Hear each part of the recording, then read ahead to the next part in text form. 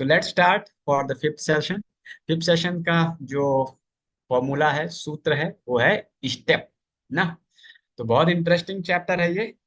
अभी हमने तीसरे अध्याय पे भी हमने चर्चा किया था। तीसरे अध्याय का क्या नाम था? कर्मयोग ना, action in Krishna consciousness. Basically वो कर्मयोग था। यहाँ पे कर्मयोग ये भी है, लेकिन ये एक्शन इन कृष्णा कॉन्शियसनेस है ना। थोड़ा सा एडवांस वर्जन है तीसरे चैप्टर का ही ना। तीसरे चैप्टर में हमने देखा था, अर्जुन ने क्या है, भगवान के सामने प्रश्न रख दिया। ट्री ट्री वहां का हमने सूत्र पढ़ा था ना। टी का मतलब पहले क्या पढ़ा था? त्याग। अर्जुन ने भगवान से प्रश्न रखा था ना कि क्या करें, त्याग करें या कार्य करें। तो अब वही लगभग लगभग प्रश्न जो है और क्लैरिटी के साथ समझने के लिए अर्जुन जो है पांचवें अध्याय में रख रहे हैं ना। तो इसीलिए जो तीसरा अध्याय है उसका एडवांस वर्जन है पांचवा अध्याय ना। हम इसको और अच्छे समझने का प्रयास करेंगे और समझेंगे कैसे प्रैक्टिकल लाइफ में ये एप्लीकेबल, बहुत इंपॉर्टेंट चैप्टर है। तो ये सेम क्वेश्चन अर्जुन पूछते हैं लगभग लगभग कि संन्यासम कर्मणम कृष्ण पुनर्योगम च संशय यद श्रेयाय तोर एकम तम में ब्रूहि सुनिश्चितम। तो हे कृष्ण, क्या बेटर है, संन्यास, कर्म का संन्यास करे, या स्पिरिट ऑफ रिनाइंसिएशन इन कर्म, मतलब कर्म के अंदर हमारे अंदर संन्यास का भाव हो ना, कर्म के अंदर। और एक होता है कर्म को, कर्म संन्यास का भाव। दो अलग अलग चीजें हैं। कर्म संन्यास का भाव और दूसरा है कर्म के अंदर संन्यास का भाव। तो अब बड़ा इंटरेस्टिंग है। अब देखो भगवान क्या कहेंगे। तो भगवान यहाँ पे बता रहे हैं, क्या रिकमेंड कर रहे हैं कि हमारे अंदर स्पिरिट होनी चाहिए, त्याग की भावना होनी चाहिए। हमें त्यागना नहीं है कर्म को, हमें त्याग की भावना को डेवलप करना है। तो जो हम कार्य करेंगे उसके अंदर जो फल प्राप्त होगा, हमें उसको जो है अर्पित करना है, लेकिन कार्य को हमें नहीं त्यागना। देखो ज्ञानी लोग जो है कार्य को त्यागते हैं, लेकिन उससे बेटर है, भगवान बता रहे हैं, कर्म करना ना। क्योंकि कर्म करेंगे उससे अपना भी शुद्धिकरण होगा, दूसरों की भी सहायता होगी, और साथ ही साथ में हम दूसरों के लिए एक एग्जाम्पल प्रस्तुत कर पाएंगे। तो इसलिए भगवान ने ज्ञान से ऊपर कर्म की महत्ता दी है। तो इसलिए कर्म बहुत इंपॉर्टेंट है। और अगर हृदय शुद्ध नहीं है ना, तो हमने अगर संन्यास धारण कर लिया है ना, हम देखते भी हैं बहुत सारे लोग संन्यास का वस्त्र धारण कर लेते हैं, लेकिन अंदर से शुद्ध नहीं होते हैं। तो फिर उनके अंदर जो भौतिक भाव, वासनाएं होती हैं, भौतिक चेतनाएं होती हैं, वो कुछ समय बाद उभर के आ जाती हैं। तो इसलिए भगवान कह रहे हैं कि आप जो है सोसाइटी को मत छोड़िए, कार्य करिए, और कर्म करते हुए उसके फलों को त्यागिए। अब बड़ा इंटरेस्टिंग आगे आएगा अभी आपके लिए कि कैसे और कर्म को हम जो है समझ सकते हैं। अब देखिए दो चीजें ना। एक तो है कि हाँ, पहला पिक्चर है वो पहाड़ों पे जा रहा है, सब सोसाइटी से कट रहा है ना, उसको कुछ कार्य करने का कोई उद्देश्य नहीं है। एक दूसरा चित्र है जो कि भगवान के लिए फूल चुन रहे हैं। तो कौन सा अच्छा है?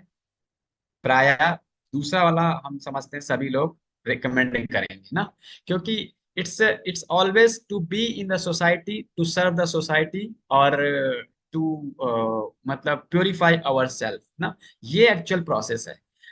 अगर हम अपने आप को शुद्धिकरण किए बिना हम अगर हिमालय में जाएंगे या पहाड़ों पे जाएंगे, तो हम फिर से जो है भौतिक चेतना में फंस जाएंगे। तो इसलिए सबसे पहले भगवान बोले कर्म योग में अपने आप को शुद्ध करो, फिर आगे सोचो संन्यास के।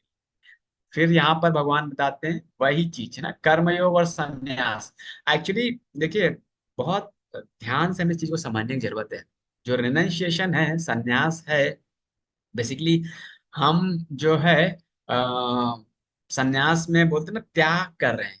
लेकिन ध्यान से देखिए अपने जीवन को, हमारे पास है ही क्या त्यागने के लिए? हैं कुछ क्या? कुछ ऐसी वस्तु है जो हम अपने साथ लेके आए थे? हैं वो सारा जो कुछ भी है वो इस संसार का है, इस संसार में ही रहेगा, हमारा तो कुछ रहा ही नहीं है। हमारे पास तो ऐसा सच त्यागने के लिए कुछ भी नहीं है ना। तो इसलिए बेस्ट है, कार्य को करिए, कर्म को करिए, और उसके जो फल मिल रहा है उससे अटैच मत होइए, और उसको जो है डिटैच हो जाइए। लेकिन हाँ, detachment from the result but attachment from attachment for offering result to the Krishna. तो दोनों एक साथ हैं, अलग अलग नहीं है। अटैचमेंट और डिटैचमेंट अगर कोई सोचे कि अलग अलग है, नहीं। हम किसी एक चीज से डिटैच हो रहे हैं, लेकिन उसको कहीं ना कहीं अटैच करना होगा। तो ये बुद्धिमत्ता से ही जो है हमें इसको करना होगा। तो इसीलिए भगवान यहाँ बता रहे हैं कि कर्म योग और संन्यास लगभग लगभग सेम है। और फिर उसके बाद बताते हैं जो सांख्य फिलॉसफी है। आप में से किसी को सांख्य फिलॉसफी के बारे में कुछ अनुभव या फिर कुछ अंडरस्टैंडिंग है? ओके। तो सांख्य फिलॉसफी बहुत सरल तरीके से मैं आप लोगों को समझाता हूँ। सांख्य फिलॉसफी क्या कहती है? कहती है कि वो पता करती है कि ये जो सोल है वो इस भौतिक जगत का पार्ट है कि नहीं है ना। देखिए, आ, हम क्या है, पंच महाभूत से बने हुए हैं ना। तो ये आत्मा पंच महाभूत की बनी नहीं है ना। आत्मा ना तो जल है, वायु है, अग्नि है ना, या आकाश है, ये नहीं है। फिर हमारी पांच कर्मेंद्रियां हैं, पांच ज्ञान इंद्रियां हैं। आत्मा वो भी नहीं है ना, है। फिर हमारे पांच सेंस ऑब्जेक्ट्स हैं। आत्मा वो भी नहीं है। फिर क्या आता है? मन, बुद्धि, अहंकार। आत्मा वो भी नहीं है। मतलब इस ब्रह्मांड के अंदर, इस भौतिक जगत के अंदर जो जो चीजें हो सकती हैं, क्रॉस रूप से या सटल रूप से, उस उसको उसको जज कर रहे हैं कि क्या आत्मा इससे कनेक्टेड है कि नहीं है। आत्मा इससे भी कनेक्टेड नहीं है। तो सही मायने में आत्मा का जो कनेक्शन है वो इस भौतिक जगत से नहीं है। यही एनालिसिस करना ही सांख्य योग है। संख्या पूर्वक, मतलब संख्या, काउंटिंग काउंटिंग से हम देखते हैं कि ये चीज नहीं है, ये चीज नहीं है। मतलब ये पंचभूत नहीं है, पंच इंद्रियां नहीं है, पंच कर्म इंद्रियां नहीं है, तो फिर पूरी प्रकृति के तीन गुण भी नहीं है। फिर आत्मा है क्या? आत्मा जो है इस भौतिक जगत का पार्ट नहीं। वो उसका कनेक्शन कहाँ से है? विष्णु से, भगवान कृष्ण से कनेक्शन। तो रूट क्या है वो जानने के, रूट क्या है? रूट है भगवान कृष्ण। इसीलिए आत्मा का स्वभाव क्या है? सेवा करना ना। इसीलिए आत्मा क्या करती है? स्वाभाविक तौर से सेवा करती है। और वो क्या करती है? कृष्ण की सेवा करती, तब आत्मा को जाके जो है संतुष्टि प्राप्त होती है। ऐसे आत्मा को संतुष्टि प्राप्त नहीं हो सकती। आप भले ही बाहरी रूप से कितना भी प्रयास कर ले, शरीर के लिए प्रयास कर लेंगे, शरीर को थोड़े समय के लिए सुख दे देंगे, लेकिन फिर उसको कष्ट प्राप्त होगा। अल्टीमेटली जो सुख है वो आत्मा का सुख है ना, ब्लिस है, सत चित आनंद आत्मा का स्वभाव है। तो ये हमें जो है प्रयास करना है। फिर उसके बाद यहाँ पर बहुत इंटरेस्टिंग चीज है वैराग्य के बारे में। हमारे शास्त्रों में चार पांच तरह के वैराग्य बताए हैं। एक है फल्गु वैराग्य, एक है शमशान वैराग्य, एक है मरकट वैराग्य, एक है शुष्क वैराग्य, और फिर एक है युक्त वैराग्य ना।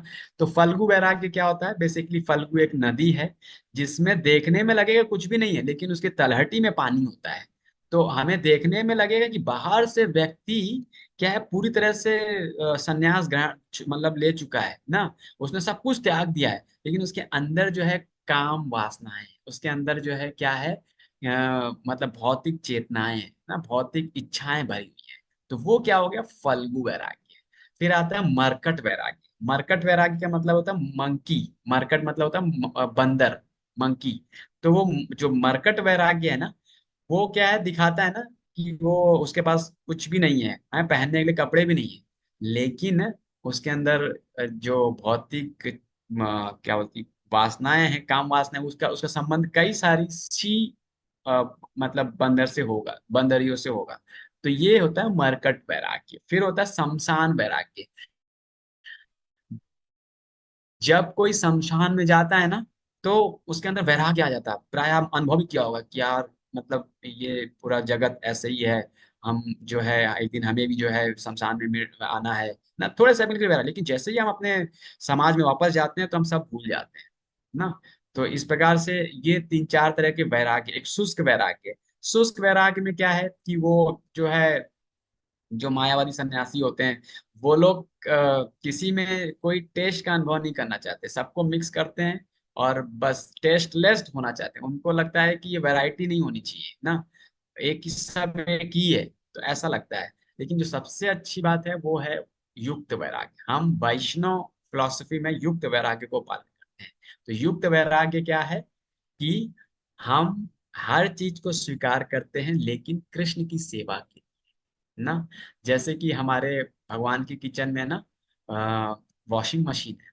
अब आप लोग सोचोगे कि भगवान की किचन में वॉशिंग मशीन का क्या यूज है, लेकिन हम जितने भी भगवान के प्रतिदिन बहुत सारे रुमाल हो गए, कपड़े हो गए, बहुत सारी चीजें होती हैं जो हम प्राय डेली के डेली बेसिस में उसको प्योर करते हैं, शुद्ध करते हैं, तो वॉशिंग मशीन में उसको यूटिलाइज करते हैं ना। तो ऐसे ही ये लैपटॉप है जो अभी मैं आप लोग के सामने क्लास ले रहा हूँ, तो ये लैपटॉप भगवान की सेवा में लग रहा है ना।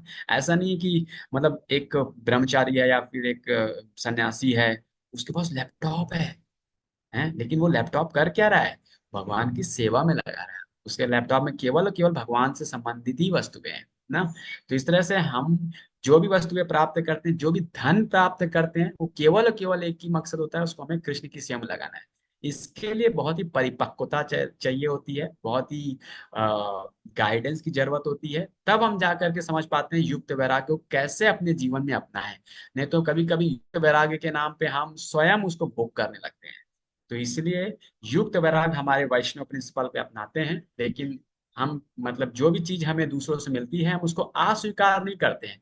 हम ये देखते हैं कैसे उसको हम भगवान की सेवा में लगाएं। तो ये आपके सामने चित्र है। तो हम इस्कॉन मंदिर में हैं, इस्कॉन मंदिर में होकर के हम समाज से कट नहीं जाते हैं, समाज में रहते हैं। मंदिर को हम चलाते हैं, बहुत सारे प्रोग्राम करते हैं सोसाइटी के लिए, जैसे ये आप लोग के लिए हमने ऑनलाइन का प्रयास कर रहे हैं, प्रोग्राम कर रहे हैं ना। और बहुत सारे लोगों को अन्न प्रसाद बांटते हैं, बहुत सारे कीर्तन निकालते हैं, बहुत सारे लोगों को कीर्तन से जोड़ते हैं ना। तो ये सारी चीजें समाज के बीच में करते हैं, समाज में रह करके समाज का भला करते हैं और लोगों को भगवान से कनेक्ट करते हैं। तो ये बेसिकली कर्म संन्यास है। हमारा जो भी कार्य है, अपने हमारा उसका जो रिजल्ट है, उसका रिजल्ट हम क्या करें, कृष्ण को ऑफर करें। दिस इज एक्चुअली में मतलब कर्म योग है। और ना कि हम सब छोड़ छाड़ करके जो है जंगल में जाएं या फिर पहाड़ों पे जाएं, तो वो कोई लाभकारी नहीं है। तो इसलिए हम जो भी कार्य करें भगवान को अर्पित करें, वो हमारी भक्ति में भी काउंट होता है। और इसलिए हमें निष्काम कर्म योग का पालन करना चाहिए ना। तो निष्काम कर्म योग में जैसा पीछे भी बताया था कि हमें अपनी पोजीशन पता होती है, बेसिकली हम हैं कौन। सबसे पहले हमें अपनी पोजीशन पता होनी चाहिए। अगर हमें अपनी पोजीशन पता नहीं है तो फिर हम मतलब हमेशा हमारे अंदर एक कंट्रोलरशिप की भावना रहेगी, हम दास की भावना से किसी को सर्व नहीं कर पाएंगे। तो हमारे अंदर एक दास की भावना होनी चाहिए और डिटैचमेंट की भावना होनी चाहिए। तो निष्काम कर्म योगी जो होते हैं उनसे पूछो कि आप कौन है, तो वो हमेशा कहेंगे मैं कौन हूँ। हनुमान जी को पूछो आप कौन है, हनुमान जी क्या बोलेंगे, मैं श्री राम का दूत हूँ, दास हूँ ना। फिर बोलेंगे क्या करते हैं आप, जो श्री राम चाहते हैं मैं वो करता हूँ। फिर कैसे करते हैं, पूरा डेडिकेशन के साथ, सिंसियरिटी के साथ और फुल पूरा अपना एफर्ट के साथ जो है हम उसको सेवा को करते हैं। और फिर उसको सेवा को रिजल्ट करते क्या, हम भगवान को ऑफर करते हैं। लेकिन अल्टीमेटली होता क्या है, हम क्या करते हैं, अपने हृदय को शुद्ध करते हैं। हमारे अंदर जो अपने अंदर जो कर्ता की भावना थी वो खत्म होके हमारे अंदर भावना आती है डिवाइन की भावना ना। हम भगवान के लिए सेवा कर रहे हैं, भगवान की प्रसन्नता के लिए कर रहे हैं ना। और मतलब भगवान के लिए करें लेकिन अल्टीमेटली बेनिफिट हमारा है। ये नहीं कि हमें भगवान के लिए कर रहे हैं तो हम भगवान के ऊपर एहसान कर रहे हैं ना। हमारा ही उसमें मेन बेनिफिट है कि हम दूसरों की भी अगर सेवा कर रहे हैं ना, तो उसमें हमारा शुद्धिकरण हो रहा है। तो हमें इस भावना के साथ जो है मतलब सेवा करनी चाहिए। तो ये भावना को विकसित करना बहुत इंपॉर्टेंस है। फिर इसके बाद ये हमने चर्चा किया ना। फिर हमें जो है डुअरशिप मेंटेलिटी से डिवाइन मेंटेलिटी की तरफ जाना है ना। तीसरे अध्याय में हमने पढ़ा था प्रकृति क्रियामणानि गुणे कर्माणि सर्वस अहंकार विमूढ़ात् कर्ता अहम इति मन्यते। हम सब जो है क्या है, कर्ता की भावना से कार्य करते हैं। मैं कर रहा हूँ ना, मैं प्रेजेंटेशन दे रहा हूँ, मैं पूरी कंपनी को चला रहा हूँ, ये मेरी वजह से हो रहा है। ये नहीं, हमें जो है डुअरशिप से क्या करना है, डिवाइन की तरफ जाना है ना, कर्ता की भावना नहीं। हम क्या है, केवल एक ऐसे इंस्ट्रूमेंट है, हमें इंस्ट्रूमेंट की तरफ जो है यूज किया जा रहा है। और हम कोई कार्य तभी कर पाते हैं जब भगवान सैंक्शन करते हैं, अन्यथा हम नहीं कर सकते। एक्चुअल क्रेडिट किसको जाता है? कृष्ण को जाता है। युद्ध के मैदान में अर्जुन कुछ भी नहीं कर सकते थे अगर भगवान सैंक्शन ना करते। तो ये जो भी क्रेडिट जाता है एक्चुअली में भगवान को जाता है, लेकिन हाँ, भगवान अपने भक्तों को भी क्रेडिट देते हैं। तो इस प्रकार से हमारा हृदय का शुद्धिकरण होता है, अल्टीमेटली हमारा बेनिफिट होता है। ये ना सोचे कि भगवान हमारे ऊपर आश्रित, भगवान तो किसी न किसी से करा ही लेंगे ना। बोलते ना, जहाँ मुर्गा नहीं होता है वहां भोर नहीं होता है, एक ऐसा मतलब फ्रेज है ना। तो मतलब ये नहीं है कि, मतलब ये है कि अगर आप होगे या नहीं होगे वो कार्य तो हो जाएगा ही हो जाएगा। तो इसलिए क्यों ना आप ही इंस्ट्रूमेंट बने हैं, क्यों ना आप जो है अपना शुद्धिकरण करें। ये चीज हमें बहुत समझने की जरूरत है। तो हम अपने अपनी हेल्प कर रहे हैं, हम किसी और की एक्चुअली में हेल्प नहीं कर रहे हैं। ये हमारे अंदर अहंकार नहीं आना चाहिए कि हम तो उसकी हेल्प कर रहे हैं, होता है ना। क्योंकि हमें अपनी सही पोजीशन नहीं पता होती है। हम जो है दास की भावना में नहीं होते, हमेशा बॉस की भावना में होते हैं ना। बस रुआब जताना है, मतलब वो मेरा सबऑर्डिनेट है तो हमें जो है उसको बस उससे सारा काम कराना नहीं। हमें अंदर एटीट्यूड होना चाहिए कि हम कैसे उसको भी सर्व कर सके। Service attitude is very very important. हम सबको सर्विस एटीट्यूड डेवलप करना चाहिए। आप देखेंगे अगर सर्विस एटीट्यूड होगा तो बहुत तेजी के साथ आपका शुद्धिकरण होगा। अगर सर्विस एटीट्यूड नहीं होगा तो फिर शुद्धिकरण नहीं होगा। हमेशा हमारे अंदर कुछ ना कुछ हेतु होगा, तो फिर बहुत समय लग जाएगा, फिर हम अपना शुद्धिकरण बहुत आसानी से नहीं कर पाएंगे ना। मतलब ये तो वही बात हो गई, हम आग भी जला रहे हैं और कुछ हेतु रख रहे हैं तो हम उस पर पानी डाल रहे हैं, तो फिर आग हमें प्योरीफाई कैसे करेगा ना। तो ये, फिर ये प्रैक्टिकल एप्लीकेशन हमने डिस्कस किया कि किस तरह से निष्काम कर्म योग करेंगे तो हम कर्म बंधन में नहीं फंसेंगे ना, किसी प्रकार के पाप पूर्ण कार्य से हम लिप्त नहीं होंगे, क्योंकि हमारे अंदर कोई भी भौतिक भावना चेतना नहीं है। तो ये, हम भी लोगों को अन्न दान करते हैं, लेकिन क्या हम लोगों को भोजन दे रहे हैं? भोजन खिला रहे हैं क्या हम लोगों को? नहीं, हम लोगों को भोजन नहीं खिलाते हैं। हम लोगों को क्या खिलाते हैं? प्रसाद है। प्रसाद खाने से उसकी जीवा शुद्ध होगी, प्रसाद खाने से उसकी बुद्धि शुद्ध होगी, प्रसाद खाने से ही जो है वो भगवान की तरफ आकर्षित होगा। तो हमें लोगों को भोजन नहीं देना है, हमें लोगों को प्रसाद देना है। प्रसाद देके हम केवल पाप के भागी बनेंगे। इससे अच्छा है हम जो भी दें उसको भगवान को भोग लगाएं, शुद्ध करें, फिर हम उसको दें।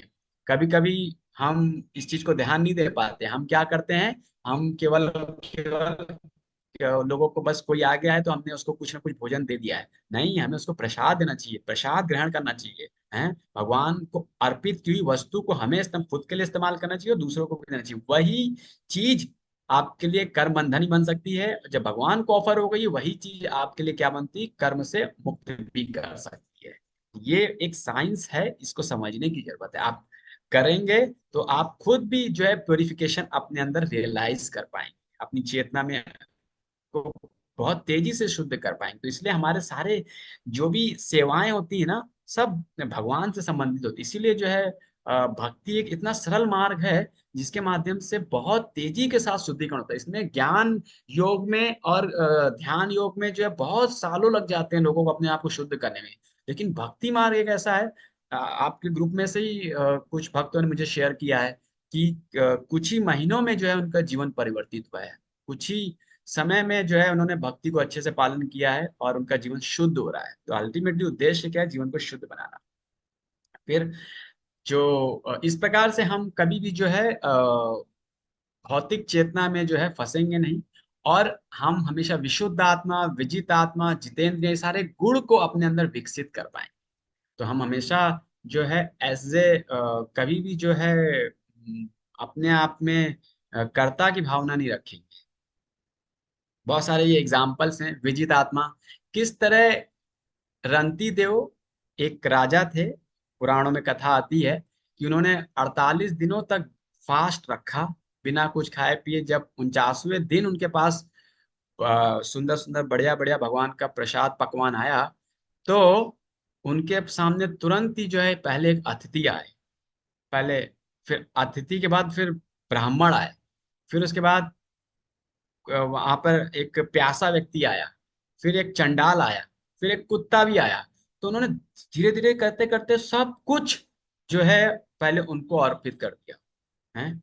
तो कहने मतलब ये है कि अगर हम दासों के दास की भावना रखेंगे ना, तो फिर हम जो है सही मायने में विजित आत्मा बन पाए, सही मायने में अपने इंद्रियों को हम कंट्रोल कर पाए, सब मतलब सबके सबके प्रिय बन पाएंगे ना।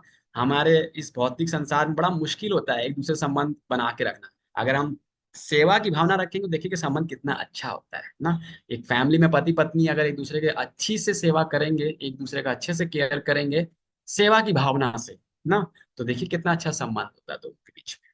तो ये हम यहाँ से देखते हैं कि उन्होंने 48 दिनों के फास्ट रखने के बाद भी उनके अंदर सेवा की भावना थी, और इसलिए जो है उनको सब लोग बहुत प्रिय थे। फिर ये जितेंद्रिया, जैसा कि हम महाभारत में कथा सुनते हैं, युधिष्ठिर महाराज जो है जंगल में जब पानी पीने के लिए जाते हैं, उससे पहले उनके चार भाई जाते हैं।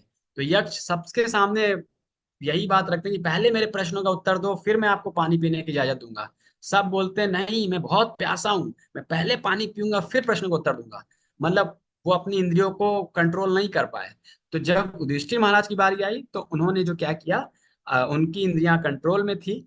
और हम सब जानते हैं युधिष्ठिर महाराज एक बहुत भगवान के परम भक्त और परम मतलब जो है राजा भी रहे हैं। तो फिर उन्होंने पहले क्या किया, यक्ष के जो प्रश्न थे उनका उत्तर दिया। और फिर देखिए बड़ा इंटरेस्टिंग कि यक्ष ने पूछा मैं किसी एक को जीवित कर सकता हूँ। तो फिर युधिष्ठिर महाराज ने बोला कि आप क्या करो, नकुल को जीवित कर दो। तो बोले नकुल को क्यों जीवित करने के लिए बोला? तो क्यों बोलते हैं, क्योंकि आ, हम पांच जो हैं कुंती माता और माद्री माता की संतान हैं। तो मैं कुंती माता की संतान, वो एक जीवित है। अगर एक माद्री माता की संतान जो नकुल है वो भी जीवित होता है, तो फिर एक अच्छा तालमेल रहेगा। तो मतलब उनके अंदर ये भी भावना नहीं थी कि वो अपने भाइयों के लिए करें, तो इस स्तर तक मतलब उनकी चेतना थी। तो इसलिए जितेंद्रिय। फिर हम ये मतलब जो भगवान के भक्त होते हैं वो हमेशा हर जीवात्मा के प्रति दयालु होते हैं। तो यहाँ पे मृगारी है जो नारद मुनि का शिष्य है। जब नारद मुनि को पास आते हैं तो चींटियों को भी जो है मार मतलब चींटियां ना मरे ऐसे वो बचाते हैं उनको। तो कहने मतलब ये है कि भक्त होने के बाद उनके अंदर हर जीवात्मा के प्रति जो है प्रेम विकसित हो जाता है। हम लोग क्या करते हैं, जड़ में पानी डालते हैं। हम लोग भगवान से प्रेम करते हैं। भगवान से प्रेम करने की वजह से जो है हमारे अंदर सब जीवात्माओं के प्रति प्रेम विकसित हो जाता है। तो ये विशेष गुण है भक्तों का। फिर विशुद्ध आत्मा ना, ये एक एग्जाम्पल है। जब अम्बरीश महाराज के सामने दुर्वासा मुनि आए और दुर्वासा मुनि को पता चला कि अम्बरीश महाराज ने पानी पी लिया है बिना मेरे अतिथि सत्कार के, तो उनको क्रोध आया। उन्होंने बहुत बड़े राक्षस को पैदा किया कि वो अम्बरीश महाराज का वध कर दे। लेकिन अम्बरीश महाराज प्योर भक्त कृष्ण के, तो भगवान अपने भक्तों की स्वयं रक्षा करते। जब दुर्वासा मुनि की ऐसी भावना आई, भगवान ने अपना वहां से क्या किया, सुदर्शन भेज दिया। और फिर भगवान ने जो है सुदर्शन भेज दिया। तो फिर जो है सुदर्शन ने जो है भगवान के भक्त की रक्षा की। तो इस प्रकार से समाज में हम लोग रहते हैं। देखिए ये एग्जाम्पल है, मैं जैसे बुक डिस्ट्रीब्यूशन की सेवा में जाता हूँ, अलग अलग जगह जाता हूँ ना। अब मैं बीकानेर में था, उसके पहले लुधियाना में था, लखनऊ में गया ना, बहुत अन्य अन्य प्लेसेस में जाते हैं हम लोग। पुस्तकों का वितरण करते हैं, पुस्तक देते हैं, और साथ में हम लक्ष्मी भी लेते हैं ताकि अन्य पुस्तकें छप सकें, आगे लोगों को पुस्तकें मिल सके। लोगों को देखने में लगेगा ये हरे कृष्णा वाले भी जो है सेल कर रहे हैं ना, हरे कृष्णा वाले भी व्यापार कर रहे हैं। लेकिन हमारा जो भी पुस्तक से हमें लक्ष्मी प्राप्त होती है, हम उससे क्या करते हैं, पुनः पुस्तक छपवाते हैं, पुनः भगवान के ग्रंथ छपवाते हैं। और कोई पुस्तक नहीं छपवाते, वो भगवान के ग्रंथ होते, भगवत गीता होती है भागवतम होती है। और हम लोगों से कम मूल्य लेते हैं ना। जैसे कि हमारी भगवत गीता है, हम लोग 250 रुपये लेते हैं, लेकिन बाहर जो है वही भगवत गीता ऑनलाइन मिलेगी आपको 350-400 रुपये में। तो इसलिए हमारा उद्देश्य होता है कम से कम लेकर के लोगों को ज्यादा ज्यादा भगवत संदेश पहुंचाया जाए। और लोग मतलब देखने में लग रहा है कि ये हम जैसे बाहर के लोग बेचते वैसे कार्य करें, लेकिन हम वैसा नहीं कर रहे, और हम जो है कर्म बंधन से मुक्त हो रहे हैं। जैसे ये जो कमल का पत्ता है ना, इसमें पानी डाला लेकिन पानी इससे देखो बिल्कुल अलग है। तो वैसे ही हमारे कर्म देखने में लगेंगे, लेकिन कर्म बंधन में हम कभी नहीं फंसते, क्योंकि हम भगवान को वो सेवा अर्पित कर रहे हैं। तो ऐसे ही आप लोग जो भोजन बनाते हैं, उसको अगर भोग लगाएंगे, तो उस भोजन से कोई आपको पाप नहीं लगेगा, कर्म बंधन नहीं लगेगा। आप किसी बाहरी को मिलते हो, उससे अगर जो मैं आपको बता रहा हूँ या जो आप पढ़ रहे हो, उससे आप भगवान के बारे में चर्चा करते हो, व्यर्थ की प्रजल्पा, व्यर्थ की न्यूज या इधर उधर की बातें नहीं करते हो, तो फिर वो कर्म बंधन नहीं लगेगा, क्योंकि आप भगवान के विषय में चर्चा कर रहे हो, भगवान के लिए कार्य कर रहे हो। अगर घर में आपके लड्डू गोपाल हैं, राधा कृष्ण हैं, गौर निताई हैं, तो आपको भगवान की सेवा में इंगेज होना चाहिए। तो इस तरह से बहुत सारे तरीके हैं कि हम कैसे अपने जीवन में अपने आप को भगवान की सेवा में ला के जो है हम कर्म बंधन से मुक्त कर सकते हैं। तो अल्टीमेटली हमारा उद्देश्य क्या होता है? शुद्धिकरण। यही हमारा परम उद्देश्य है। और जब शुद्धिकरण होता है, तब हम अपनी पोजीशन समझते हैं, और फिर हमें सही मायने में हम शांति में स्थित हो पाते हैं। तो ये कर्म योगी जो है रिजल्ट के पीछे नहीं भागता है। नॉर्मली जो भौतिकवादी वो रिजल्ट के पीछे भागता है, हमेशा स्ट्रेस में रहता है, हमेशा एंजाइटी रहता है ना, हमेशा उसको मतलब एक ना एक ओवर एंजाइटी बनी रहती है। शांति तो वो कभी सोच ही नहीं पाता है। लेकिन जो कर्म योगी होते हैं, वो हमेशा शांति में रहते हैं, क्योंकि उनको पता है कि हम कर्म क्यों कर रहे हैं, किसके लिए कर रहे हैं, क्या कारण है, कौन करा रहा है, ये सारे चीजों के बारे में उसको अच्छे से ज्ञान है। तो ये हमारा सबका उद्देश्य होना चाहिए, हमें ये पता होना चाहिए कि हम क्यों कर रहे हैं, किस लिए कर रहे हैं। इससे हमें शांति प्राप्त होगी ना। फिर आता है टी, थ्री डूअर्स ना। तो देखिए, कोई भी कार्य है ना इस भौतिक जगत में, उसके लिए तीन चेने हैं ना। तीन चेने क्या है वो अब दिखाते हैं आपको। एक है जीवात्मा, दूसरा है परमात्मा, तीसरा है प्रकृति ना। तो जो भी कार्य होगा, वो एक जीवात्मा जब इच्छा करेगा, तभी वो कार्य हो पाएगा ना। तो सबसे इंपॉर्टेंट क्या चीज है? इच्छा। हम्म। तो हमें अगर जैसे कि इस क्लास में आना है, तो आप सब लोगों ने क्या किया? इच्छा किया। और फिर भगवान क्या करते? उसको सैंक्शन करते हैं। और फिर प्रकृति क्या करती है? उस कार्य को संपूर्ण करने में मदद करती है। लेकिन कभी कभी मान लीजिए हमने क्या इच्छा कर लिया, हमने इच्छा कर लिया हमारे पास एक मर्सिडीज गाड़ी, लेकिन हो सकता है कि हमारी इतनी कैपेसिटी सैलरी की नहीं है ना, हमारी सैलरी कैपेसिटी है एक वैगनार की। समझ रहे आप? तो कहने मतलब ये है कि भगवान देखते हैं कि उस वो कितना डिजर्व करता है, उसके अकॉर्डिंगली उसकी इच्छा को सैंक्शन करते हैं। नहीं तो वो उसकी इच्छा को सैंक्शन नहीं करते हैं। जैसे कि आप बैंक में जाते हैं, बैंक वाले से बोलते हैं ना कि मुझे लोन चाहिए। अब वो लोन देने के लिए वो देखता है ना कि आपकी पेइंग कैपेसिटी कितनी है। आपकी पेइंग कैपेसिटी है नहीं, आपको आपकी पेइंग कैपेसिटी 2 लाख की है और आप मांग रहे हो 20 लाख, तो बैंक तो लोन नहीं देगी ना। वैसे ही भगवान भी देखते हैं कि आपके अंदर क्या कैपेसिटी है, आप डिजर्व करते हो कि नहीं करते उस इच्छा को जो कर रहे हो। तो भगवान अकॉर्डिंगली इच्छा को पूरी करते हैं, और वो किसके द्वारा होता है? प्रकृति के 3 गुण। अब मेरा प्रश्न है आप लोगों से, तो ultimately who is the doer? जीव, परमात्मा, प्रकृति? ये मल्टी परमात्मा। मिलियन डॉलर क्वेश्चन है। है? कौन है, किसने बताया परमात्मा? परमात्मा। परमात्मा। परमात्मा। परमात्मा। आगे और आपको क्लियर होगा। ठीक। तो यहाँ पर क्या है, ये हमने आप लोग को समझाया है कि किस तरह से जो है भगवान सब चीजों को कंट्रोल करते हैं, सैंक्शन करते हैं ना। लेकिन मेन चीज क्या है? एक जीवात्मा की इच्छा।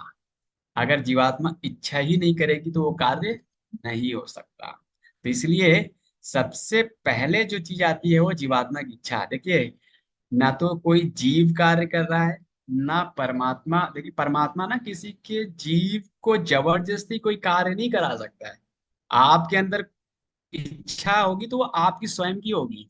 ऐसा नहीं है कि वो इच्छा परमात्मा की हो गई। परमात्मा किसी के फ्री विल ये स्वतंत्र इच्छा में बिल्कुल भी इंटरफेयर नहीं करते हैं। इस चीज को आप समझ लीजिए ना। तो परमात्मा जो है, बस जो आपने सोचा, परमात्मा ने उसको चेक किया, सैंक्शन किया, और प्रकृति के 3 गुणों के माध्यम से वो कार्य हो जाता है ना। तो अल्टीमेटली जो जीव की इच्छा है ना, वो ही सब चीजों के लिए रिस्पॉन्सिबिलिटी है। अगर वो गलत इच्छा भी कभी कभी कर लेती है ना, कभी कभी मतलब अल्टीमेटली कंट्रोल तो भगवान करते हैं ना, लेकिन कभी कभी कुछ गलत कार्य भी होता है तो हम भगवान को ब्लेम करते हैं कि ये भी भगवान नहीं कराया है ना। लेकिन ऐसा नहीं है। तो ये प्रभु जी, बहुत वो फिर अगर हम कुछ गलत इच्छा करते प्रश्न हैं प्रश्न तो। प्रश्न उत्तर हम सबसे लास्ट में ले लेते हैं माता जी। आप नोट कर लीजिए ना, हो सकता है आगे चल करके आपके ये प्रश्न के उत्तर मिल जाए आपको ना। तो ये, तो इस प्रकार से अगर हम कभी कभी जिद पकड़ लेते हैं तो परमात्मा जो है एज पर हमारी डिजर्विंग कैपेसिटी के अकॉर्डिंगली उसको कभी कभी सैंक्शन कर देता है। जैसे कि एक एग्जांपल है, एक माँ है। अब माँ का अब माँ मतलब बच्चा है, बच्चा अपने माँ से कह रहा है, माँ माँ मुझे चॉकलेट चाहिए। माँ को पता है कि वो चॉकलेट उसको नुकसान करेगा, क्योंकि उसने ऑलरेडी एक खा ली है, अब वो 2 3 4 और मांग रहा है ना। तो क्या माँ अलाउ करेगी उसको? नहीं ना। लेकिन बच्चे ने बहुत जिद पकड़ ली है, रोने लगा है, घर को आसमान में उठा दिया है। तो फिर क्या होगा? माँ करेगी, लो, हैं, इसका परिणाम आपको ही भुगतना पड़ेगा, आपके ही दांत खराब होंगे।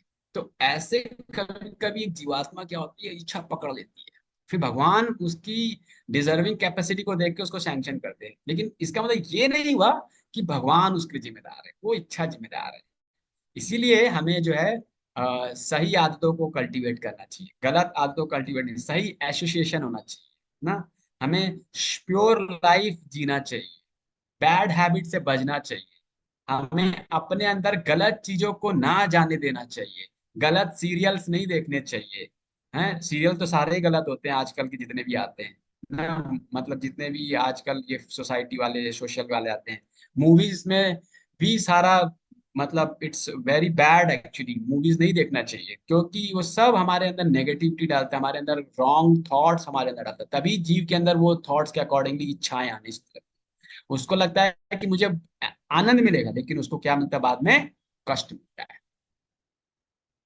तो ये चीजें हैं, हमने डिस्कस किया कि हमें बैड हैबिट्स नहीं डालनी चाहिए, गुड हैबिट डालनी चाहिए। और टेम्पटेशंस एनवायरमेंट से हमें बहुत दूर रहना चाहिए, बैड एनवायरमेंट बैड एसोसिएशन में बचना चाहिए, हमें बहुत इंटेलिजेंट होना चाहिए ना। शास्त्रों का अध्ययन इसीलिए कर रहे हैं ताकि आपकी बुद्धि शुद्ध हो, आप समझ पाओ क्या सही है क्या गलत है आपके लिए, आपका कहाँ पे एसोसिएशन अच्छा है कहाँ गलत है, ये आपके अंदर भली भांति समझने की क्षमता होनी चाहिए ना। अगर आप गंदा चीज डालोगे अपने दिमाग में तो गंदी चीज निकलेगी, सही चीज डालोगे तो सही चीज, इसलिए सही चीज डालिए, भगवान की भक्ति, भगवान का नाम जप, लोगों का कल्याण, और मतलब बहुत सारी चीजें हैं। फिर ये क्वेश्चंस आते हैं कि भगवान सबके प्रति इक्वल हैं, लेकिन फिर भी कुछ लोगों को बड़ी दयनीय पोजीशन पर रखते हैं। वो उनके इच्छाएं ना, उन्होंने जैसी इच्छा रख करके कर्म किए हैं, अपनी मनोभावना को बनाया है। एक बच्चा है जो बहुत ही रिच फैमिली में भी जन्म लेता है, एक बच्चा है बहुत ही भिखारी के फैमिली में भी जन्म लेता है, तो उसकी कंडीशंस हैं। भगवान सबके प्रति इक्वल हैं, भगवान किसी से भेदभाव नहीं करते हैं। और अगर कोई कष्ट पा रहा है तो उसका कारण वो स्वयं है, और उसको ये सोचना चाहिए कि अच्छी बात है कि मेरा शुद्धिकरण हो रहा है, मेरे पाप कर्म कट रहे हैं, मैंने कुछ गलत किया था उसका मुझे सही रिजल्ट मिल रहा है, ये चेतना हमें डेवलप करनी चाहिए। तो अल्टीमेटली जो जीव की इच्छा है ना, वो ही रिस्पॉन्सिबल है अपने एक्शंस के लिए। तो इसलिए हमें सही इच्छा को कल्टीवेट करना है, बहुत इंपॉर्टेंट है इस चीज को समझना। ये आप लोग जानते होंगे, सुना भी होगा ना, मोहम्मद अली ना। तो ये जो है हैवी चैंपियन, मतलब बॉक्सिंग। तो ये पहले क्या सोचते थे कि मेरे आगे कोई नहीं कर सकता, आई एम द ग्रेटेस्ट। लेकिन जब इनको पार्किंसन की डिसीज हुई ना, तब ये कब भी नहीं उठा पा रहे, तब इनको लगा कि I am the foolish, I am fool number 1 है, आई कांट डू एनीथिंग है, everything is in control of Krishna actually है। Krishna gives the intelligent, Krishna gives the strength है, कृष्णा प्रोवाइड्स एवरीथिंग एक्शन। फिर आता है E. E means equal vision ना, ये बहुत इंपॉर्टेंट सेक्शन है। ये सीधे हमारी विजन को कनेक्ट करेगा, कैसे हमें अपने विजन को प्योरीफाई करना है ना। तो ये तो यस, बहुत इंपॉर्टेंट श्लोक है। विद्या विनय संपन्ने ब्राह्मणे गविहस्तनि सुनीचाएव सपाके चा पंडिता समदर्शिना। जो एक पंडित होता है, भगवान का भक्त होता है, और एक बाहर का व्यक्ति होता है। तो पंडित भी क्या देख रहा है? हाथी है ना, एक ब्राह्मण को देख रहा है, एक कुत्ते को देख रहा है, एक गाय को देख रहा है ना, इन सबको देख रहा है? लेकिन जो बाहर का व्यक्ति है, भौतिकवादी है, वो भी इन सबको देख रहा है, लेकिन दोनों की विजन में बहुत अंतर है। क्या अंतर है? हम जैसे किसी हाथी को देखेंगे तो हम क्या सोचेंगे? ओ, ये हाथी योनि में है। ना, हम किसी आ, मतलब किसी को देखेंगे तो कहेंगे मनुष्य को, अरे ओ, ये जो है वैश्य कम्युनिटी का व्यापारी है ना। मतलब हम जो है उसको उसके शरीर से आइडेंटिफाई करते हैं। ये एक कंटामिनेटेड विजन है ना। सही विजन क्या है कि हमें देखना है कि सबके अंदर जीवात्मा है, तभी हम सबके अंदर अपने अपने अंदर सबके प्रति प्रेम विकसित कर पाएंगे। सबके अंदर एक जैसा ही आत्मा है ना, तभी जो है वो क्या हो सकता है? समदर्शी हो सकता है? तो अगर वो सबको एक समान देखता है ना, तभी जो है वो सही मायने में क्या है? वो ही पंडित है ना। वो एक ब्रह्म रियलाइजेशन सोल है। क्योंकि वो सबके अंदर क्या देख रहा है? एक परम भगवान को देख रहा है, वो सबके अंदर एक आत्मा को देख रहा है। किसी के अंदर ये नहीं देख रहा है कि उसकी क्या योनि है, वो किस शरीर में है, ये सब चीजें नहीं देख रहा है ना? ये विजन हमें कल्टीवेट क्यों करना चाहिए? क्योंकि कभी कभी हम अ, भौतिक दृष्टि से चीजों को देखते हैं तो हम अपने आप को दूषित करते हैं ना। हम कभी कभी किसी बड़े ही गरीब को भी देखते हैं, कोई भिखारी भी आता है ना, तो हम भिखारी को कभी कभी क्या होता है, हम उसको भगा देते हैं। जा ना, क्योंकि उसकी बड़ी अजीब सी सिचुएशन होती है। लेकिन हम भक्त लोग क्या करते हैं, उसको कुछ ना कुछ प्रसाद देते हैं, क्योंकि वो भी भगवान का एक अंश है ना। हमें उसको घृणा और हीन की भावना से नहीं देखना है, उसको हम प्रसाद देते हैं ताकि उस प्रसाद से उसका कल्याण होता है। तो ये हमारा विजन होना चाहिए, ऐसे हमें विजन को डेवलप करना, मतलब प्योरीफाई योर विजन एक्चुअली। ये हमने चर्चा किया। तो इस प्रकार से हमने रंती देव के केस में अभी डिस्कस किया कि कैसे रंती देव महाराज जो है वो सबके प्रति सेम समान भाव थे ना, सबको एक समान से ही देगा। कुत्ता भी आया था ना, उसको भी उन्होंने कुछ दिया है। भिखारी भी आया, चंडाल भी आया, ब्राह्मण भी आया, अतिथि भी आया, सबको कुछ ना कुछ दिया उन्होंने। तो ये विजन जो है हमें कल्टीवेट करें। ऐसा नहीं कि हमारे घर में मतलब कोई कोई दूसरा जीव आ रहा था, हम उसको भगा रहे हैं। हाँ, उसका कैसे कल्याण करना है वो हमें एक गाइडेंस की जरूरत है, परिपक्वता होनी पड़ती है, समय के साथ आती है जब हम शास्त्रों का अध्ययन करते हैं, भगवान की भक्ति में आगे बढ़ते हैं। सेंस एंजॉयमेंट इसे अल्टीमेटली डिस्ट्रेसफुल है, लेकिन अब कभी कभी जब अपने मतलब अपने इंद्रियों के भोग के लिए सोचते हैं। बहुत अच्छा वर्ष है वैसे, ये ही स्पर्श जा भोगा दुख ये न वेवते आदि अंतवंता कौनते ना ते शूरम ते बुधा। यहाँ पे बता रहे हैं कि हमारी जो इंद्रियां है ना, उनके स्पर्श से ही जो है हम सुख और दुख का भोग करते हैं। केवल देखिए, हम ये सुख और दुख जो भी है ना, हम इसका अनुभव अपनी इंद्रियों के माध्यम से करते हैं ना। तो हमारी इंद्रियां जो हैं वो ही सुख दुख का अनुभव करती, आत्मा कभी सुख दुख का अनुभव नहीं करती। इसलिए, और ये जो क्या है, टेम्परेरी है सुख दुख, है ना। तो इसलिए जो बुद्धिमान लोग होते हैं वो इसमें रमते नहीं है, इसमें फंसते नहीं है। ठीक है ना। तो इसलिए जो है हमें इस सेंस एंजॉयमेंट से ऊपर उठना चाहिए। इसीलिए हमें अगर कोई एजिटेशंस आती है तो हमें क्या करना है? उसको टॉलरेट करना है ना। सुख दुख को क्या करना है? टॉलरेट करना। सर्दी गर्मी को टॉलरेट करना है। जैसे बहुत गर्मी पड़ रही है, लेकिन माँ कभी ये नहीं सोच सकती कि आज इतनी गर्म पड़ रही है, मैं गर्मी में भोजन कैसे बनाऊंगी। पसीना बह रहा होगा लेकिन वो भोजन बनाएगी, क्योंकि वो उसका कर्तव्य, वो सहन करेगी, भोजन बनाएगी। हैं, सर्दियां बहुत ज्यादा होंगी लेकिन जो भगवान के भक्त होंगे वो सुबह स्नान जरूर करेंगे, कुछ भी हो। तो इस तरह से हमें उसको क्या करना, सहन करना है ना। जब हम सहन करेंगे तब जो है हम सही मायने में जो है अपने आप को सुखी बना पाएंगे। फिर यहाँ पे बता रहे हैं किस तरह से जो है कोई अपने अंदर जो है क्षीण कल्मषा, ये बड़ा इंपॉर्टेंट है। मतलब ये ऐसे इसको हम ऐसे समझा सकते हैं आपको कि मतलब हम धीरे धीरे धीरे धीरे जैसे जैसे भक्ति में आगे बढ़ते आएंगे तो हमारे अंदर जितने भी कल्मश हैं, हमारे जितने अंदर दोष हैं, काम क्रोध लोभ मोह मद मत्सर, ये धीरे धीरे कम होता जाएगा। जैसे हमारा फीवर है, फीवर क्या हो गया है, 103 डिग्री है, तो डॉक्टर ने दवा दिया हमें 103 डिग्री से धीरे धीरे 102 पे आएगा, 101 पे आएगा, फिर धीरे धीरे 99 पे आएगा, फिर 98.6 पे आएगा। तो दवा से जो है धीरे धीरे चीजें जो है कंट्रोल हो जाती है। उसी प्रकार से हम भक्ति के प्रोसेस को फॉलो करते करते हम जो है इस प्रकार के कलमश को खत्म कर पाएंगे। तो ये बहुत इंपॉर्टेंट है कि कैसे हम जो है भक्ति के प्रोसेस से ब्रह्म निर्वाण को के प्रोसेस में आगे बढ़ के हम अपने अंदर के कलमश को जो है खत्म कर सकते हैं। फिर यहाँ पर बता रहे हैं कि कैसे जो है मतलब कनेक्ट कर रहे हैं कि कैसे कोई अष्टांग योग के प्रोसेस को भी अपना करके अपने आप को शुद्ध कर सकता है। तो अभी ये भगवान यहाँ पर बस इसको एक मतलब टच कर रहे हैं। एक्चुअली में इसका जो डिस्कशन होगा वो अगले चैप्टर में होगा। लेकिन इंपॉर्टेंट पॉइंट ये है आप सब भक्तों के लिए कि कृष्ण कॉन्शियसनेस में हम सरल भक्ति मार्ग को अपनाते हैं। अष्टांग योग, हठ योग, ये जितने भी योग हैं ना, ये कलयुग के लिए नहीं है ना। छठे अध्याय में हम चर्चा करेंगे।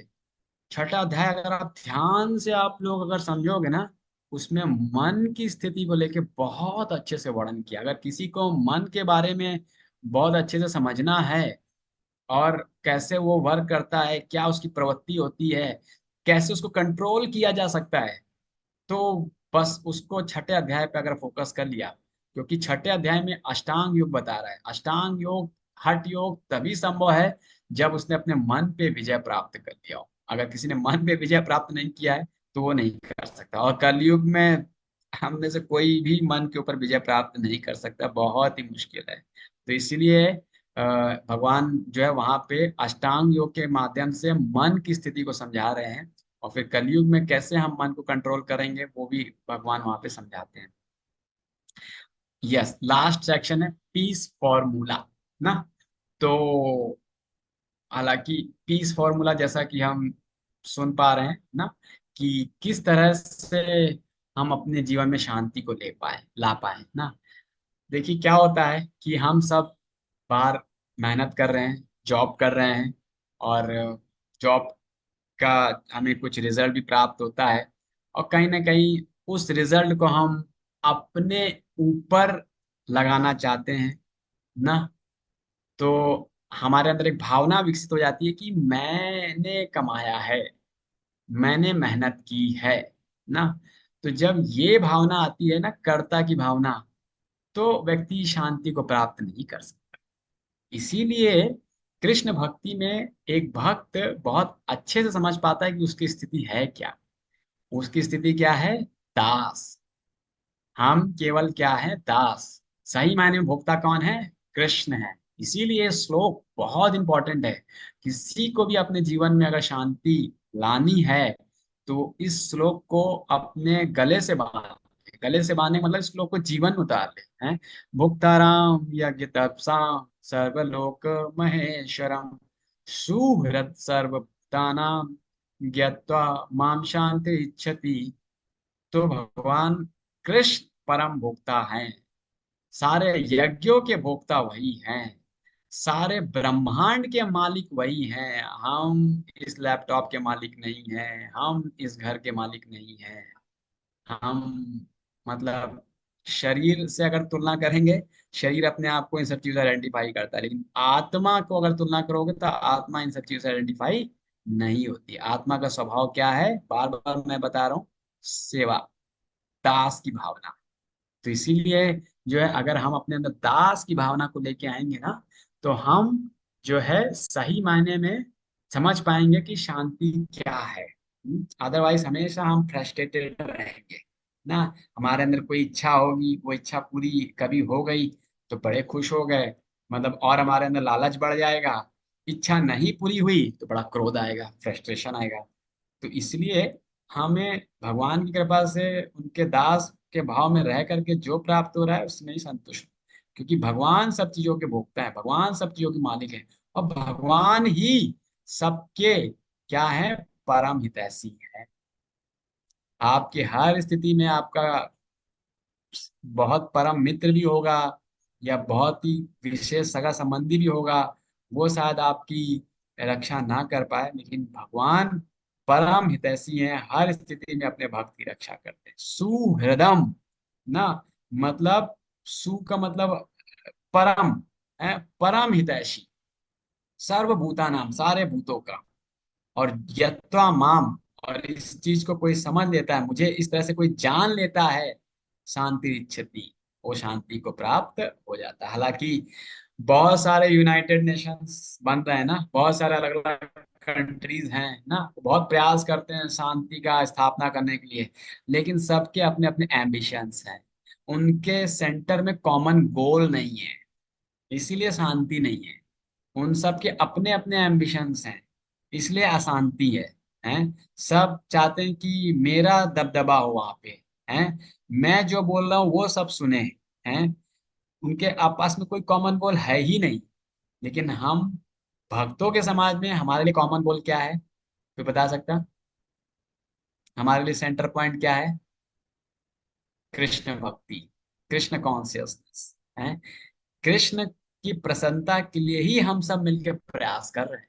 हम जो भी चर्चा कर रहे हैं, हमारा और आपका उद्देश्य क्या है? कृष्ण की प्रसन्नता। हम्म? जब कृष्ण की प्रसन्नता होगी तो स्वतः ही हमारी आत्मा भी प्रसन्न हो जाएगी ना। रूट में पानी डालेंगे तो सारे अंगों में पानी चला जाएगा, सारे अंग पोषण हो जाएंगे।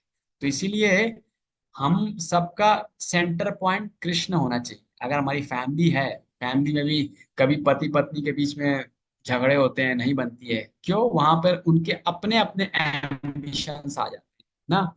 पत्नी बोलती है कि मैं बच्चे को इस स्कूल में डालूंगी, पति बोलता है नहीं, मैं बच्चे को इस स्कूल में डालूंगा। तो उन दोनों के अपने अपने एम्बिशंस हैं, लेकिन हम उनको एक कॉमन गोल रखें कि हाँ, बच्चे को गुरुकुल भेजें, कृष्ण के शरण शरण में भेजें, तो देखो कितना अच्छा होता है। तो वो हमें अपने जीवन में लाना है कि हमारा जो हमारा लक्ष्य है, वो हमारा जो गोल है, वो हमारे गोल होने चाहिए भगवान कृष्ण, उनकी सेवा, उनकी भक्ति ना। तो इसके लिए जो है, हमें इस चेतना से रहना चाहिए कि भगवान कृष्ण ही पालन करता है, भगवान कृष्ण ही सबके कंट्रोलर हैं, भगवान कृष्ण ही सबका जो है मेन, क्या, सबका देखभाल करते हैं, वही परम हितैषी। तो ये हम समझ लेंगे, जीवन में अपना लेंगे, तो हमारा जीवन बहुत सुखी हो जाएगा। तो ऐसे भगवान अलग अलग कई सारे श्लोकों में जो है ये शांति के बारे में चर्चा कर रहे हैं। तो हमने अभी बार, मतलब, दूसरे अध्याय में भी देखा, चौथे अध्याय में भी, पांचवें अध्याय में भी। तो इस प्रकार से हमने ये पांचवा अध्याय पे चर्चा किया, स्टेप ना। पहले हमने stay in the word, free towards equal vision and piece formula. तो सही भक्तों का बहुत धन्यवाद। किसी का कोई प्रश्न है? आप